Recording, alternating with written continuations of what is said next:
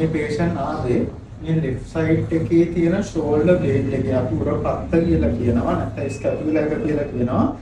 ඒ shoulder blade එක ඇතුලෙන් severe pain එකක් එක්ක තමයි ආවේ. ඒ වගේම patient මෙන්න මේ activities කරන්න අමාරු වුණා. ඒ කියන්නේ neck එක මෙන්න මේ side එකට bend කරන එක, මේ අතේ සමහර movements ඒ වගේ දේවල් කරගන්න අමාරු ගතියක් තිබ්බා. එතකොට සාමාන්‍යයෙන් scapula එක නැත්නම් shoulder blade එක අවට තියෙන මසල් වල ගැටලුවක් කියලා අපි සස්පෙක්ට් කරා. එතකොට අපි patient ගේ history එක අහුවා. සාමාන්‍යයෙන් මේ scapula එක ආශ්‍රිතව shoulder blade එක ආශ්‍රිතව උරපත් ආශ්‍රිත වෙන ගැටලු මෙන්න මේ ප්‍රධාන හේතුන් කීපය නිසා එන්න පුළුවන්. එකක් එක්සර්සයිස් කරන්න ගිහිල්ලා ටෙක්නික් එකක් වැරදියට වෙලා. නැත්නම් එක්සර්සයිස් කරන්න ගිහිල්ලා ලෝඩ් එක වැඩි වෙලා. එහෙම නැත්නම් වෙන්න පුළුවන් නිදි උලුප්පුවක් විදිහට එන්න පුළුවන්. ඒක සහ මේ ලොකු බරක් උස්සන්න ගිහිල්ලා. ඒ වගේම විශේෂයෙන් මොකක් හරි posture එකේ වැරද්දක්, ඉරියව්වේ වැරද්දක් නිසා ඒ වැරදි ඉරියව්වකින් ලොකු වෙලාවක් සිටීම නිසා මේ ගැටලු එන්න පුළුවන්. එතකොට ඔය history එකක් තියාගෙන අපි patient ගෙන් අහලා බලුවා මෙන්න මේ සාමාන්‍ය දැන් දවස් දෙකකට කලින් තමයි patient ඔය අමාරු ගතිය ආවේ. දවස් දෙකකට කලින් ඔය මොකක් හරි දෙයක් වුණාද කියන එක අපි අහලා බලුවා. එතකොට patient ගේ notice වුණා ඒක event එකකට ගිහිල්ලා එයා මෙන්න මේ විදිහට ඒ කියන්නේ head එක මේ පැත්තට rotate කරගෙන පැය 4-5ක් ඉන්න වෙන විදිහට තමයි එයාගේ අර posture එක තිබුණේ. event එක පුරාවට එයාට මේ පැය 4-5 පුරාවට ඔය posture එකෙන් තමයි ඉන්න ඕනේ. එතකොට ඔන්න අතර අපි සස්පෙක්ට් කරා ඔය ගැටලුව නිසා මේ ස්කැපුලා එක අවට තියෙන මසල් එකක මොකක් හරි ගැටලුවක් ආවද කියන එක. ඊට පස්සේ අපි ඇසෙස්මන්ට් එකට ගියා.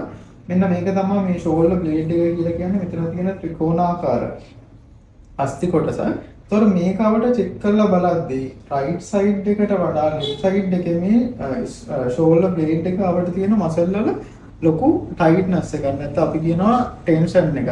නැත්නම් අපි කියනවා spasms develop වෙලා කියලා, trigger points develop වෙලා කියලා. එතකොට ඔන්න ඔය தත්ත්වය දකින්න හම්බුනා. එතකොට මෙන්න මේ වගේ දේවල් තමයි අපේ අර symptoms එක correlate වෙන්නේ.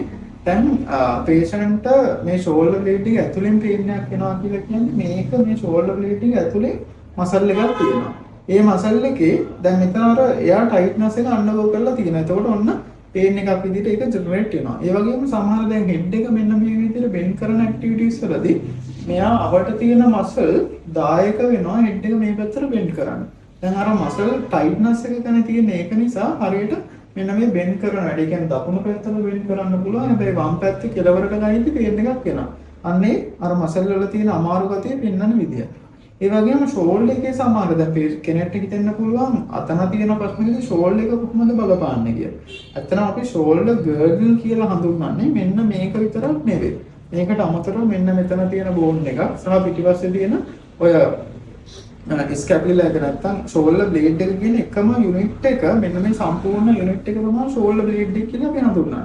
දැන් අතන ප්‍රශ්නයක් ආවට පස්සේ මේ ඔක්කොටම මේක බලපාන. ඒක තමයි ඇත්තටම අත උස්සන ඇක්ටිවිටි එකේදී මේ ස්කැපුලා එකෙත් යම් මූවමන්ට් එකක් තියෙනවා. ඒ කියන්නේ මේක යද්දි මේ shoulder blade එකත් එහෙමම යනවා. ඒතර මෙතන තියෙන ප්‍රශ්නේදී අත උස්සන්න කරන අමාරු වැඩේ එන්න පුළුවන්. එතකොට ඒ විදිහට තමයි එයාගේ තියෙන මේ මසල් වල අතනම මසල් ගත්තොත් එහෙම මේ කොඳුරට පෙරට ළඟ එකක් තියෙනවා. මේක මේ ස්කැපුලා එක ඇතුළේ එකක් තියෙනවා. ඊට උඩ එකක් තියෙනවා. මේ සයිඩ් එකේ තියෙන අන්න ඔය මසල් කීපයේ මේ ගැටලුව තියෙනවා. ඒතර අපේ ඒ ඇසෙස්මන්ට් එකේදී මේ මසල් වල තියෙන ප්‍රශ්නේ අඳුනගත්තා. අතරම මේ ඒ විදිහට තමයි symptoms එයාගේ තියෙන ප්‍රශ්නත් එක්ක මේ එයාගේ තියෙන symptoms මෙතන තියෙන pathology එකත් එක්ක correlate වෙන්නේ. එතකොට මේ new patient කෙනෙක් අපි දැන් treatment start කරනවා. සාමාන්‍ය සතියක් උපරිම දෙකක් යද්දී අපිට සාමාන්‍ය තත්ත්වයට physiotherapy treatments වලින් මේක සම්පූර්ණයෙන් හොඳ කරගන්න පුළුවන්. අපි විශේෂයෙන් කියන්න ඕනේ මේ scapula එක ආශ්‍රිතව වෙන්න පුළුවන් වෙනත් ප්‍රශ්න ගණනාවක් තියෙනවා. ඒ කියන්නේ මෙන්න මෙතන ස්පයින් එක ආශ්‍රිතව ගැටලුවක් වෙන්න පුළුවන්. ඒ වගේම මෙන්න මේ නෙක් එක ආශ්‍රිතව ගැටලුවක් වෙන්න පුළුවන්. ෂෝල්ඩර් එක ආශ්‍රිතව ගැටලුවක් වෙන්න පුළුවන්. ලෝවර් බෑක් එක ආශ්‍රිතව ගැටලුවක් වෙන්න පුළුවන්. ඒකෙන් මොකක්ද කියන එක හරියටම වෙන් කරලා අඳුර ගන්න ඕනේ. එතකොට ඒ ආශ්‍රිතව ගැටලුවක් තියෙන ඔයත් ෆිසියෝගේ ෆිසියෝതെරපිස්ට්ව හම්බුනොත් එහෙම ඒ ගැටලුව මොකක්ද කියලා දැනගෙන ඒකට ට්‍රීට්මන්ට් ස්ටාර්ට් කරන්න පුළුවන් මේ patient තියෙන ගැටලුව වගේ.